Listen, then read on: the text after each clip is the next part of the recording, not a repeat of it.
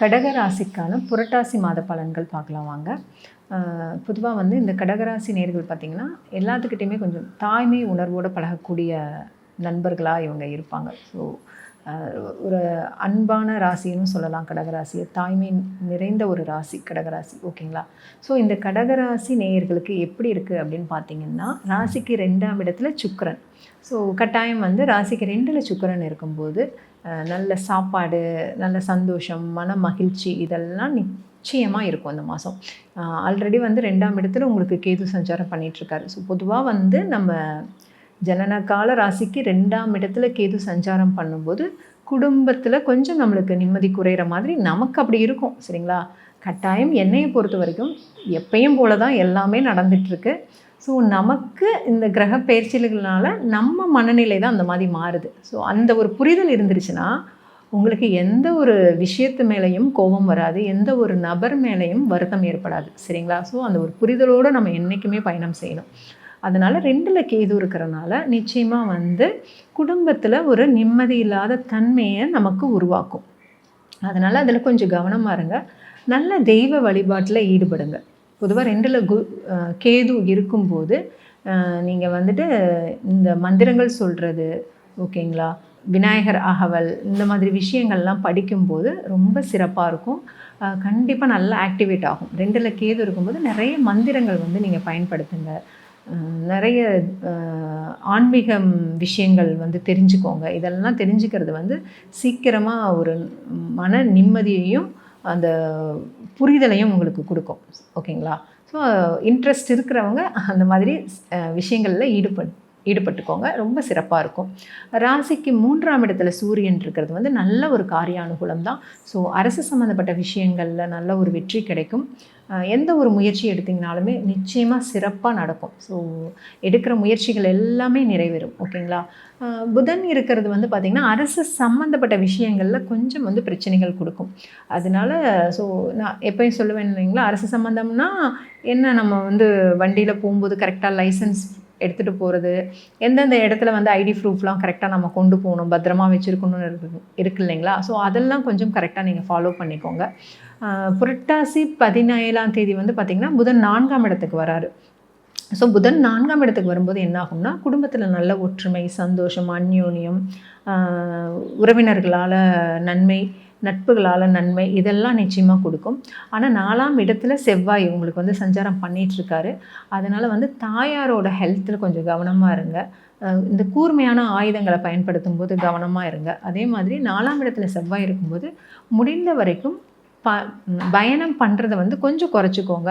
அப்படி இல்லை அப்படின்னா பார்த்திங்கன்னா அந்த பயணம் நேரங்களில் வந்து கொஞ்சம் கவனமாக நீங்கள் இருந்துக்கோங்க, ஓகேங்களா? மற்றபடி வேறு எந்த ஒரு மைனஸும் இருக்காது. ஸோ 4ஆம் இடத்துல செவ்வாய் இருக்கிறனால இந்த மாதிரி விஷயங்களை கொஞ்சம் ஃபாலோ பண்ணுங்கள். ராசிக்கு 8ல் வந்து இப்போ ராகு சஞ்சாரம் பண்ணிகிட்ருக்கிறாரு. ஆல்ரெடி வந்து அஷ்டமத்து சனியே நம்மளை வந்து ஆட்டி படைச்சிட்டு போனார். அதை வந்து நிவர்த்தி பண்ணுறதுக்கு இப்போ ராகு வந்து உட்காந்துருக்கிறாரு. தேவையில்லாத கெட்ட பேர், அவமானம், பழிச்சொல் இதையெல்லாம் வந்து இந்த ராகு வந்து கொடுப்பாரு, சரிங்களா? ஸோ அதனால் எந்த ஒரு விஷயம் பண்ணுறதுக்கு முன்னாடியும் நம்ம கொஞ்சம் அலர்ட்டாக இருந்துக்கிறது நல்லது, ஓகே? ஸோ நமக்கு தெரியுது இல்லையா, இந்த மாதிரி பிரச்சனைகள் வரும்னு தெரியுது. அதனால் அந்த விஷயங்களில் வந்து கவனமாக இருந்துக்கோங்க. நல்ல தெய்வ வழிபாட்டில் ஈடுபாடு அதிகமாக செஞ்சுக்கோங்க இந்த டைமில். 9ஆம் இடத்துல சனி இருக்கிறாரு.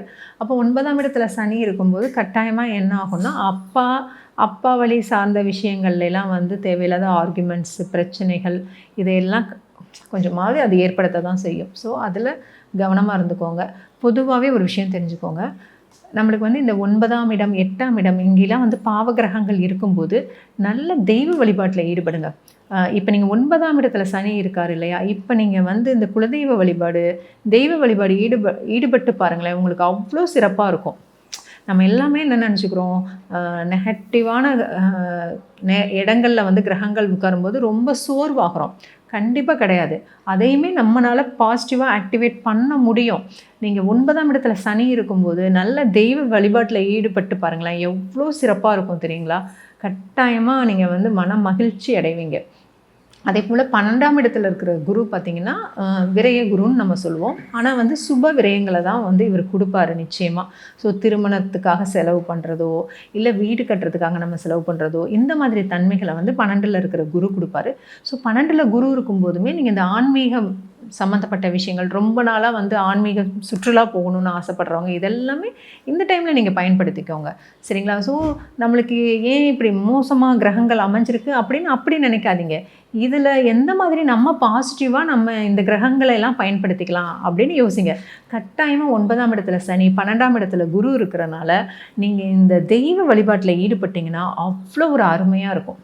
சரிங்களா? ஸோ ஒரு அருமையான மாதமாக இந்த மாதம் உங்களுக்கு அமையும் நிச்சயம்.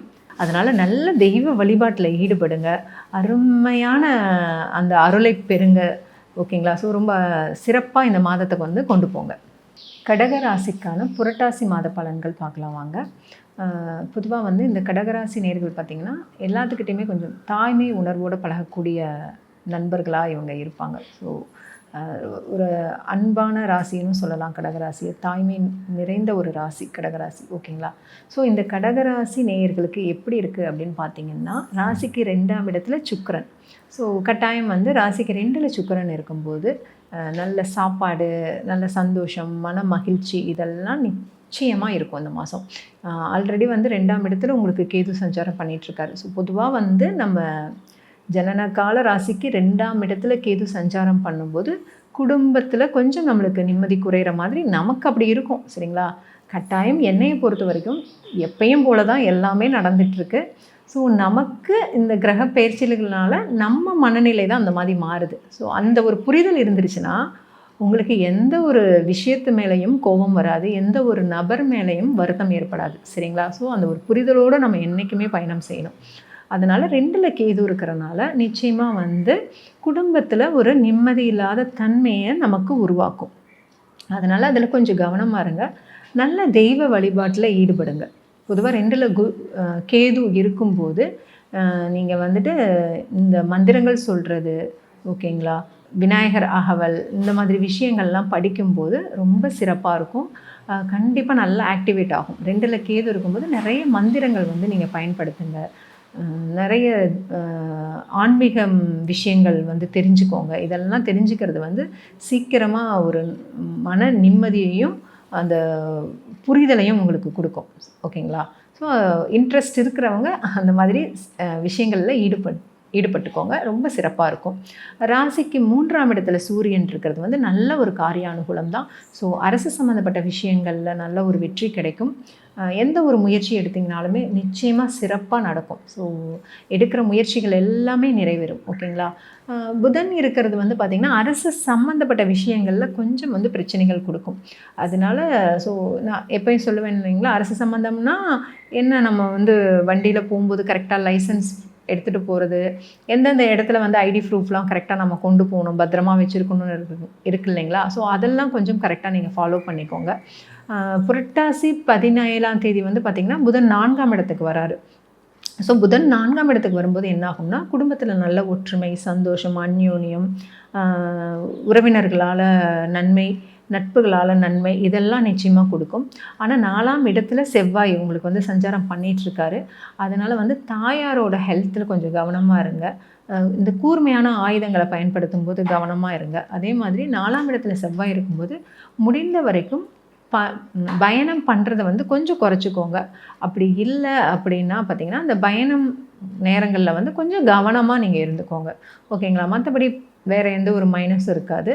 ஸோ 4ஆம் இடத்துல செவ்வாய் இருக்கிறனால இந்த மாதிரி விஷயங்களை கொஞ்சம் ஃபாலோ பண்ணுங்கள். ராசிக்கு 8ல் வந்து இப்போ ராகு சஞ்சாரம் பண்ணிகிட்ருக்கிறாரு. ஆல்ரெடி வந்து அஷ்டமத்து சனியே நம்மளை வந்து ஆட்டி படைச்சிட்டு போனார்.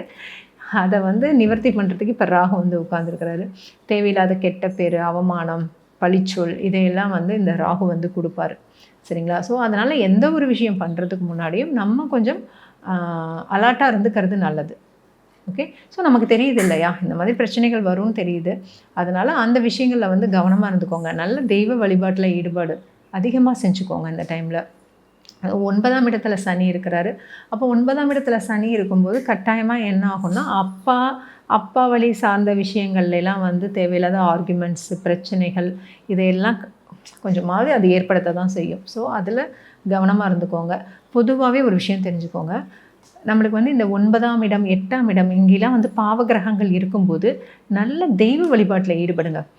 இப்போ நீங்கள் 9ஆம் இடத்துல சனி இருக்கார் இல்லையா, இப்போ நீங்கள் வந்து இந்த குலதெய்வ வழிபாடு, தெய்வ வழிபாடு ஈடுபட்டு பாருங்களேன், உங்களுக்கு அவ்வளோ சிறப்பாக இருக்கும். நம்ம எல்லாமே என்ன நினச்சிக்கிறோம், நெகட்டிவான இடங்களில் வந்து கிரகங்கள் உட்காரும்போது ரொம்ப சோர்வாகிறோம். கண்டிப்பாக கிடையாது. அதையுமே நம்மளால் பாசிட்டிவாக ஆக்டிவேட் பண்ண முடியும். நீங்கள் 9ஆம் இடத்துல சனி இருக்கும்போது நல்ல தெய்வ வழிபாட்டில் ஈடுபட்டு பாருங்களேன், எவ்வளோ சிறப்பாக இருக்கும் தெரியுங்களா. கட்டாயமாக நீங்கள் வந்து மன மகிழ்ச்சி அடைவீங்க. அதே போல் 12ஆம் இடத்துல இருக்கிற குரு பார்த்திங்கன்னா விரய குருன்னு நம்ம சொல்லுவோம். ஆனால் வந்து சுப விரயங்களை தான் வந்து இவர் கொடுப்பாரு நிச்சயமாக. ஸோ திருமணத்துக்காக செலவு பண்ணுறதோ, இல்லை வீடு கட்டுறதுக்காக நம்ம செலவு பண்ணுறதோ, இந்த மாதிரி தன்மைகளை வந்து 12ல் இருக்கிற குரு கொடுப்பாரு. ஸோ 12ல் குரு இருக்கும்போதுமே நீங்கள் இந்த ஆன்மீகம் சம்மந்தப்பட்ட விஷயங்கள், ரொம்ப நாளாக வந்து ஆன்மீக சுற்றுலா போகணுன்னு ஆசைப்படுறவங்க, இதெல்லாமே இந்த டைமில் நீங்கள் பயன்படுத்திக்கோங்க. சரிங்களா. ஸோ நம்மளுக்கு ஏன் இப்படி மோசமாக கிரகங்கள் அமைஞ்சிருக்கு அப்படின்னு அப்படி நினைக்காதீங்க. இதில் எந்த மாதிரி நம்ம பாசிட்டிவாக நம்ம இந்த கிரகங்களை எல்லாம் பயன்படுத்திக்கலாம் அப்படின்னு யோசிங்க. கட்டாயமாக 9ஆம் இடத்துல சனி, 12ஆம் இடத்துல குரு இருக்கிறனால நீங்கள் இந்த தெய்வ வழிபாட்டில் ஈடுபட்டிங்கன்னா அவ்வளோ ஒரு அருமையாக இருக்கும். சரிங்களா. ஸோ ஒரு அருமையான மாதமாக இந்த மாதம் உங்களுக்கு அமையும் நிச்சயம். அதனால் நல்ல தெய்வ வழிபாட்டில் ஈடுபடுங்க, அருமையான அந்த அருளை பெறுங்க. ஓகேங்களா. ஸோ ரொம்ப சிறப்பாக இந்த மாதத்துக்கு வந்து கொண்டு போங்க.